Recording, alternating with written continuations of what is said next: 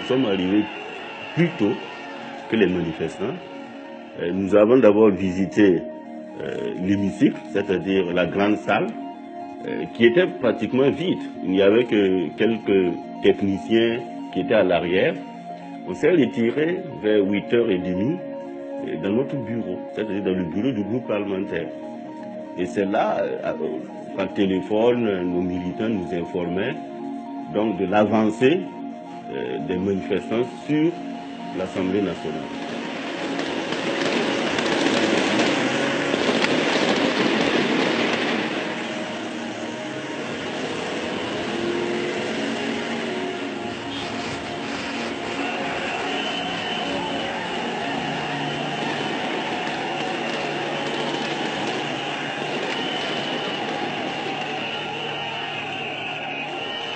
Ça tirait, j'ai entendu une DCA qui a tourné. Ah, j'ai dit, mais si c'est ça, je pense qu'il n'y aura pas d'élection. Hein. Mais moi, dans mon cœur, j'ai dit Dieu merci. Alhamdulillah. Wallahi. Je dis en tout cas Dieu merci. Au moins, nous, on a la vie sauve. Le vote n'aura pas lieu, chacun va s'occuper d'autres choses.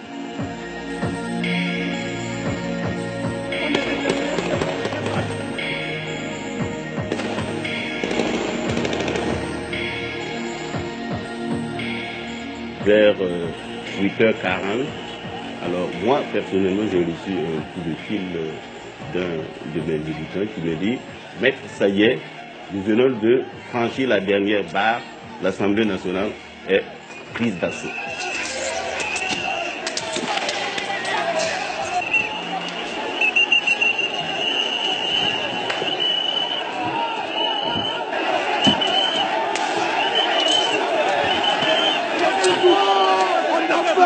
Face au jet d'eau des forces de l'ordre et à leur gaz lacrymogène, on a réussi à les repousser et l'Assemblée nationale a été prise.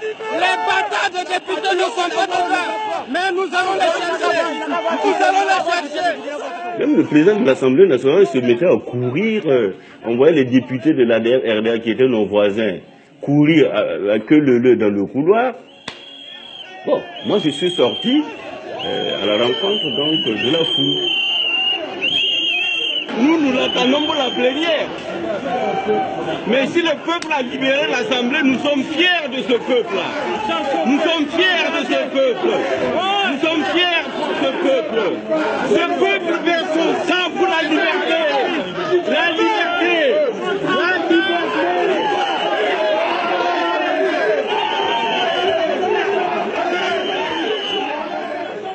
Nous, on nous a dit de rentrer dans un bus. On a pris un bus qui nous a amenés à la gendarmerie. Et de la gendarmerie, on est resté là-bas. Et on a vu le feu. De la gendarmerie, on voyait le feu au sein de l'hémicycle. Et j'étais avec mon parent à plaisanterie Boyessa. Je l'ai tapoté comme ça. J'ai dit, Boyessa, tu as vu ce qui s'est passé? Il dit, bravo, c'est qu'on craignait allait arriver. C'est l'Assemblée, la fumée là où ça sort, là, ça c'est l'Assemblée.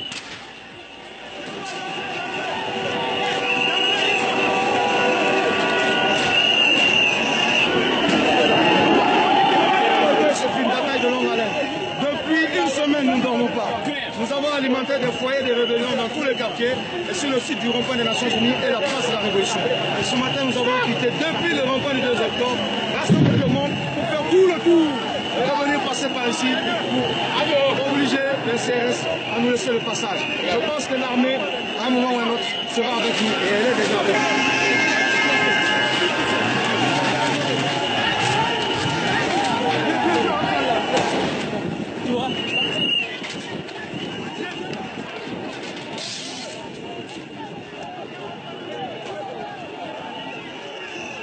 Seule la lutte libère, ça veut dire tout, ça résume tout.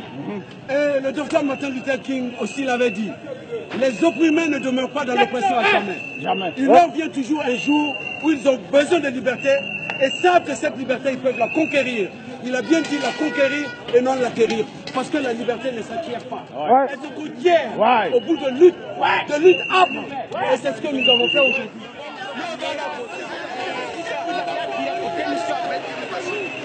Je pense qu'aujourd'hui c'est un grand jour. C'est un jour historique pour le peuple burkinabé. Aujourd'hui que l'histoire du peuple se joue. Non,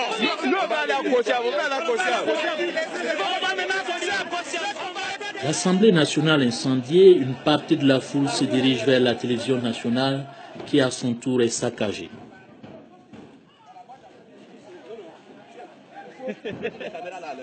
Allô, tu m'entends non? Voilà, on a fini de brûler l'Assemblée nationale. Là, nous sommes à la TNB.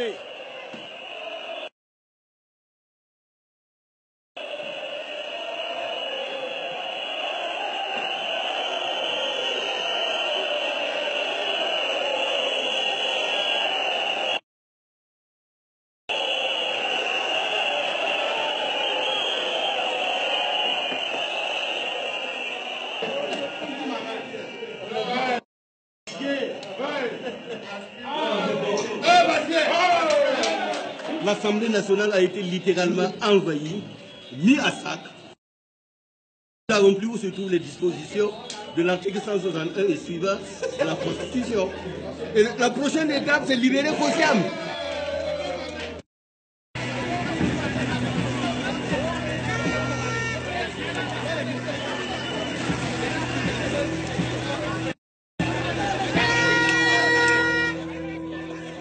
D'autres manifestants veulent rallier l'Assemblée nationale. Ils sont bloqués au niveau du domicile de François Compaoré. Le frère cadet du président est terré chez lui sous haute protection de la garde présidentielle. Ceux qui devaient venir du côté de la pédiatrie étaient bloqués parce qu'eux, ils voulaient passer rendre visite à François avant de continuer pour venir vers le centre. Et il y a eu le blocage. Là, il y avait des tirs à balles réelles.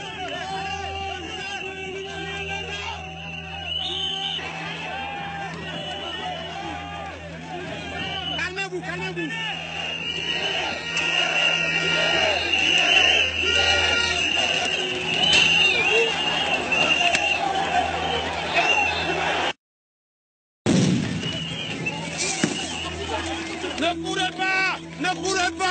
Ne courez pas les gars. J'ai appelé justement les services, la gendarmerie, en l'occurrence pour dire on est en train de nous tirer avec des balles réelles. On m'a dit non, j'ai dit oui.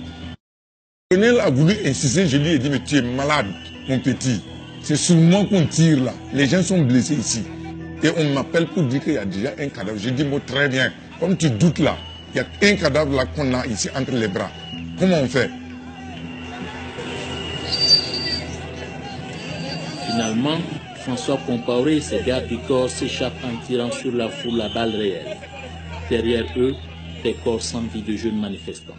Mes chers compatriotes, peuple du Burkina Faso, il y a de cela quelques instants, l'opposition politique avait exigé le retrait pur et simple de la loi scélérate portant modification de l'article 37 et l'abstention du président Blaise Compaoré à toute initiative touchant à la Constitution. Depuis lors, les choses ont dramatiquement évolué. Les informations qui nous parviennent font état de ce que des dizaines de morts jonchent le territoire de notre capitale et le pays. Face à cette escalade barbare, l'opposition politique, ici solennellement au nom du peuple, exige la démission pure et simple du président Blaise Compaoré.